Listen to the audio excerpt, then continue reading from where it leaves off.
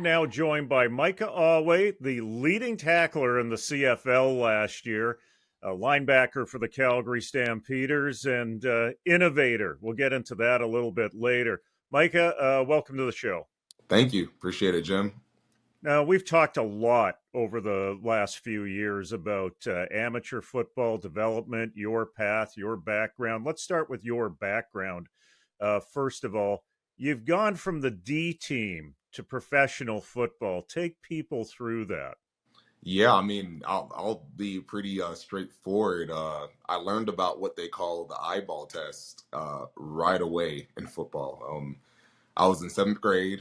Never played football. Only played soccer up till then, and only joined football because all my friends joined it. That's just what you do in Texas. You join football and you play on it. And I'll never forget that first day. They just lined us up on the field, single file line. We were at the 50-yard line, and there was a coach at the end of it, and he would just point this way or that way. And about halfway through, and I start realizing, the kids to the right kind of look good, look athletic, look like they can play football, and the kids to the left, not so much. And I was sure I was going to be the kid to the right. I was sure I got there, and he pointed right there to the left, and not even the C team, the D team. For those of you who don't know, it's four teams down. There's A team, B team, C team, D team. And that's how my career started, was crying in the car on the way home with my dad, and him chuckling because he had no idea what was going on. We're Nigerian descent, and me not even knowing what football is, but just knowing I didn't like being on the D team. So that was the eyeball test that got me there. Yeah, and it motivated you to a great career at Texas Tech, and then finding a way to the Canadian Football League.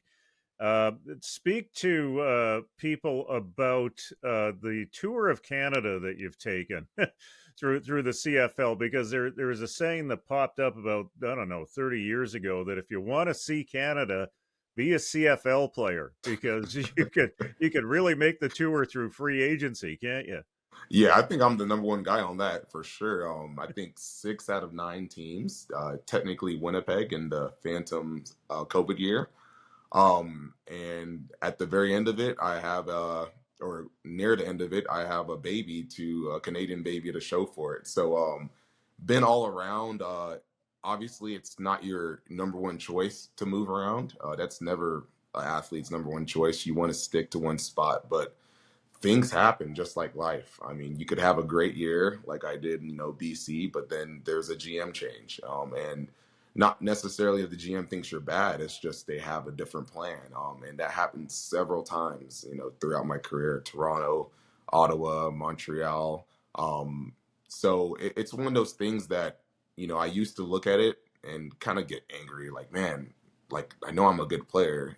Why am I getting tossed around? And it was actually a video by Deion Sanders. He was speaking at this business event, and he had mentioned the same thing. He said, I'm a Hall of Fame player. I knew I was, yet here I was getting traded, and not in, the Cowboys, not just the Cowboys and Atlanta Falcons. And, he said he saw it as a blessing.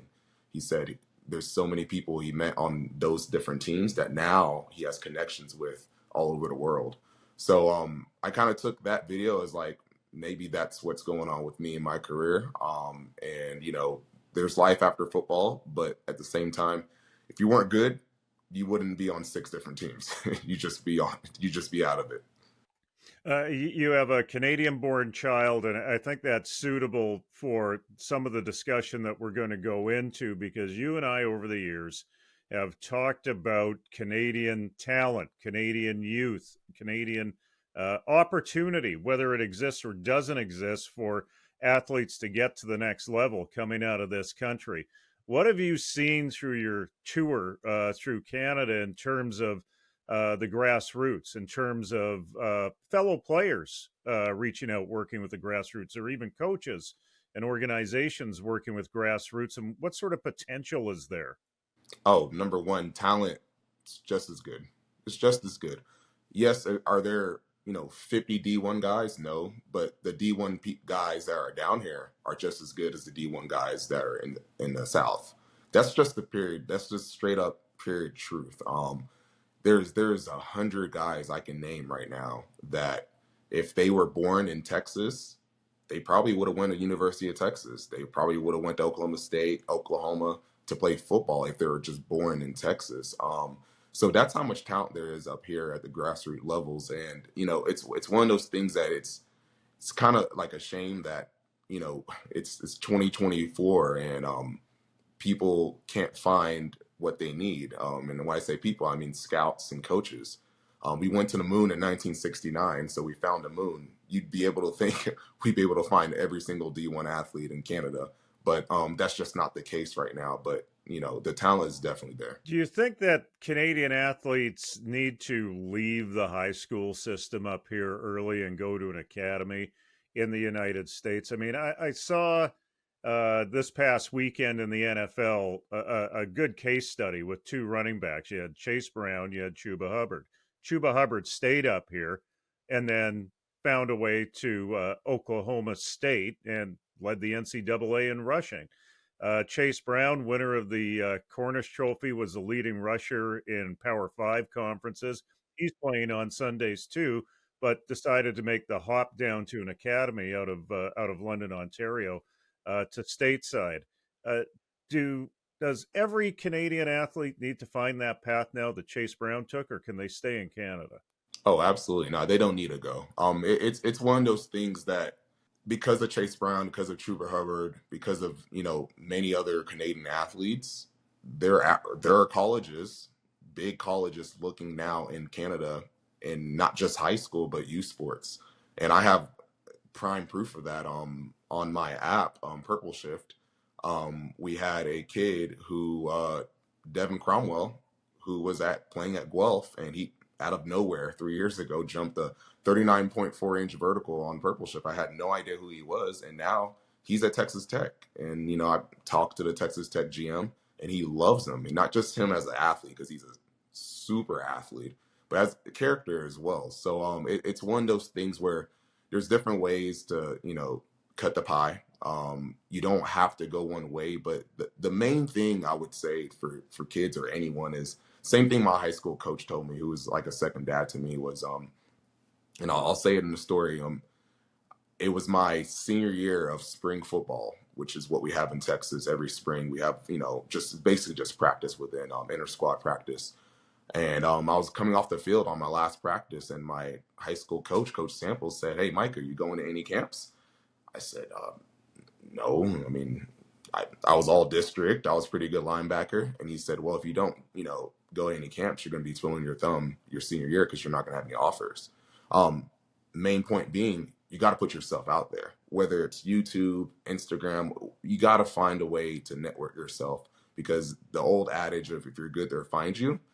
It's just way too hard right now. They might find you, but you got to do your best to put yourself out there. And I think that's the main thing I would tell the young kids in Canada.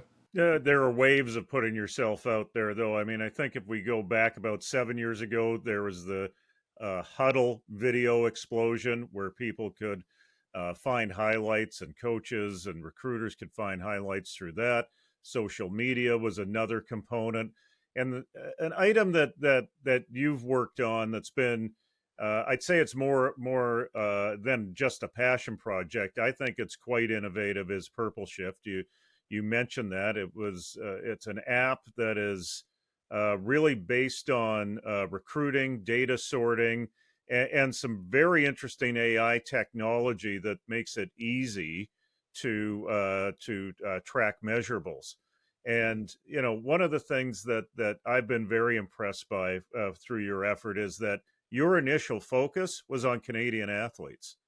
Even though you're a guy from Texas that has come up to the CFL, you've seen the potential as really a beta market for what you do with your app to connect Canadian athletes with recruiting opportunities, should they be in Canada or the United States. Can you take people through what Purpleshift is?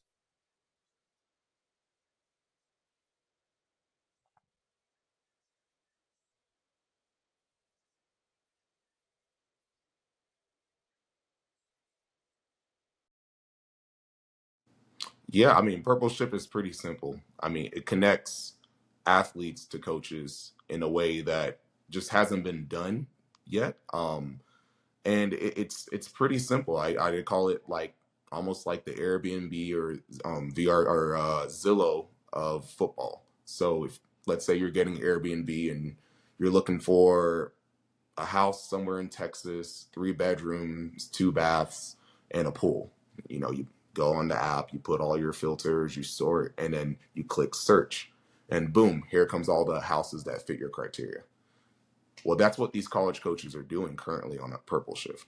They're putting in, hey, I want a O lineman that's at least 6'2", at least 260 pounds, that runs a 5 flat, and boom, they get an email list of all those athletes who who fit those criteria, and then they're able to contact them right away. My main goal in this is if you're good enough to be a D1 player, you should be playing D1. If you're good enough to be a NAIA or D3, you should be playing NAIA or D3. That's my whole point, is that it's objective and coaches don't miss kids anymore. There's no more kids that lose out on opportunities because they don't have $5,000 to go to a camp in Texas, or they don't even have $50 to put their to go across the street and go to a Guelph camp. This is it's supposed to be very straightforward, and it's for kids like me who, if I didn't go to that one camp in Texas, the Spark Combine camp, I would never been seen by Texas Tech, and I wouldn't be talking to any of y'all right now. So, in terms of the app and in terms of athletes out there, how do they access it, and what does it give them in terms of a list of measurables? Yeah, so it's easy. You can just go to your app store and put in Purpleshift, all one word, or you can go to purpleshiftlive.com on your web browser. And as soon as you sign in, the thing that it gives you is it's almost like a LinkedIn for athletes. You're able to get your height, weight, 40, 20, 5, 10, 5, any of those basic measurements verified by our system. So there's a couple different ways. And again, like the use for that is when you do your height and weight, you never know who's looking out there. We have several up to 50 colleges on the app now that have their criteria set up. So you never know if you're going to fit that criteria or not. So that's kind of what it does for the athletes. And then the second thing it does for the athletes is, hey, let's say right now you're a sophomore, you're about 6'1", 200-pound linebacker. You might not know it, just like in real life, but your criteria might be 210, and your 40-yard dash right now it's a 4.8, but they have it at 4.7. So in order to kind of being on those coaches, guess what you need to do? You got to get better. You got to get faster. So we actually just came out with something just brand new, less than 3 days ago. It's called Purpleshift Sprint, and it uses AI technology to get your time instantly. You can run through a line like on the field. You can run through a laser if you're maybe training with your trainer, or you can just run through some cones or some shoes. You can do it literally anywhere. But the point is that laser gives you accurate times so that you know that, hey, in a month of training, are you getting faster or slower? Because you need to be getting faster, because that's the main thing about being a football player is, are you getting better, 1% better every day? The tech side is something that I've been amazed at in terms of what you've built this off of and how you continue to improve it. I remember one of the initial conversations that we had in terms of a sort function. You based it off of a Pokemon Go code, right? So if you focused in on an area, on a 50-kilometer area or a 300-kilometer area, you could literally search out and see where all of the athletes are that fit certain criteria. Uh, how have you approached improving the app in terms of adapting to various technologies out there? And what does AI give you in terms of being able to create more measurables? Yeah, so I'll hit on that Pokemon Go thing a little bit more. So yeah, that's a great analogy because it's really what it is. There's a map view. So coaches have all different kind of ways of recruiting. Scouts have all kind of different ways of recruiting. Um, they can recruit you by any filter and sort that you can think of. They can recruit you by radius from a location. Like I said, height, weight, the school you go to. I can go on and on, but everything you can think of, that's how they can recruit you. Now, again, one thing that's been really good for us is, Football Ontario has been using our app for the past 4 years. and they've been using it pretty good. So they've been using the app for their ID, so their ID camps, and they've been using height, weight, 40 vertical, and then they at the end of the camp they're able to actually filter and sort and say, okay, we like this kid, and we like these two kids. They're pretty similar in play. Okay, this kid has upside athletically, so that's kind of how it can help these coaches out. And then now talking about how AI has came on, especially in this last year, again, something that's not out there right now is a laser in your pocket, if you want to say it. Everyone has stopwatches, but the thing about stopwatches is that they can lie. Everyone knows your human reaction time is just, it's not consistent. You might see something, you might think you're a good timer, but you're not. So why not have AI just do it for you? And again, Purpleshift's the first of its kind to do that. And it can be used for literally any kind of sprinting motion at all, and help you to get better. A slow uptake in Canada over the last 5 years or so since you've been working on this. It took some convincing and some socializing to the coaches out there in terms of university coaches in Canada, but there have been some success stories. Share some. Yeah, I mean, our first person to do a virtual camp or organization was Laurier, and I wanted to applaud Laurier because I mean they're having a great season. But a lot of times in life, and just like football, Coach Wally Bono used to say football is a microcosm of life, and I stand by that. And in order to be good at something and stay good at something, you got to be innovative.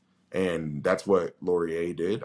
Coach Falls did. They took a chance on Purpleshift and helped us to do our first ever virtual camp, in which we got thousands of kids on the app to turn in their, like I said, height, weight, 40-yard dash, sprint, all that. And Laurier in return gets to recruit from not just all of Canada, but all over the world if they wanted to. So Laurier, Carleton, and Texas Tech as well, my alma mater, all joined in a virtual camp. And again, it's amazing the things that these organizations have done to trust Purpleshift, and we're just trying to give them back athletes that they can help them win their conference.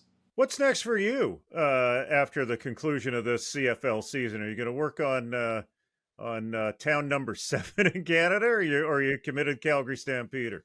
No, I'm committed to Calgary. Again, it's we're not having the greatest season as a team, but again, if I'm going back to football, football is a microcosm of life, and sometimes life just looks like it's bleak, but all you can do is just do your 1/12 is what we say in the CFL. So I'm gonna do my 1/12 and do my best to convince them to maybe keep me on the roster. But it's one of those things that you can't worry about that, because the moment you start worrying about that, you start doing someone else's job instead of doing your job. So I'm just focused on that, and then this off season, I'm just gonna be Purpleshift 100%, because my main conviction with Purpleshift is I feel like every moment that it's not big enough, there's some Chase Brown, there's some Micah Awe, there's some Reggie Bagleton. There's some kid who really, really needs Purpleshift to be big and blown up and be in front of their face so that they can get to the next level. So I'm going to be on this 1,000% because I 100% believe in this, 1,000% believe in this, because I think it's going to be revolutionary, not just to football, but to all sports. That's right. It does cross over into other sports, doesn't it? Because it is based on measurables. Yeah, and that was my main thing when I came in this. I thought, okay, my main story was because on my pro day, trying out for the professional football leagues, we didn't have a laser. We just had a whole bunch of scouts who had hand times, and they all got me at a 4.67. And okay, you might be saying 4.67, that's fast. Not for a 6', 216 linebacker. That's way too slow. And fortunately, I did have the video, and years later, using Purpleshift technology, I actually ran a 4.41, which could have changed a lot of things. I don't know. There's no guarantee, but it could have changed a lot of things. So I thought, if the 40 has so much impact on the future of a football player, shouldn't it be standardized? That way, if you run a 40 in Japan, if you run a 40 in America, you run a 40 in Europe, It's all tested the same exact way. And these scouts and coaches don't have to travel to you. They know it's fact. It's just like taking the SAT in the States. So that's how I feel about, all that in the Well, one of sports. the things that I'm really excited about, just to add a little bit to this, is I was at the World Flag Championships in Vanta, Finland, this past August, and the one thing that I noticed was the leap in athleticism and the change in terms of the type of athlete that was playing flag football. And this is changing and shifting from year to year.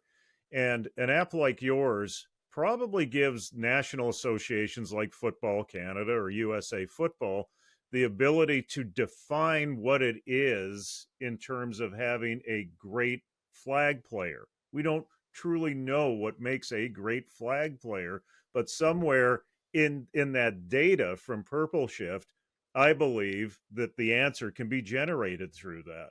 So the cross sport function that you have may find that the next great volleyball player that tests through Purpleshift could be the next great flag player that tests. You have to be excited about those possibilities. Oh yeah, that's like Purple Shift 6.0 because like you just said, I mean, it gets me excited because the main thing in sports is baseline. I didn't come out the womb running a 4.41. No one did. In seventh grade, that was my baseline. I believe my first 40 hand time was like a 4.54 or something. But again, now I know where I'm at. If you don't know where you're at, you can't move forward because you got to be straightforward with yourself. And I think a lot of organizations, they missed one big factor. Yes, you can be good. Yes, you can be great for 1 year, but how do you repeat it? How do you do what the New England Patriots do for year after year after year?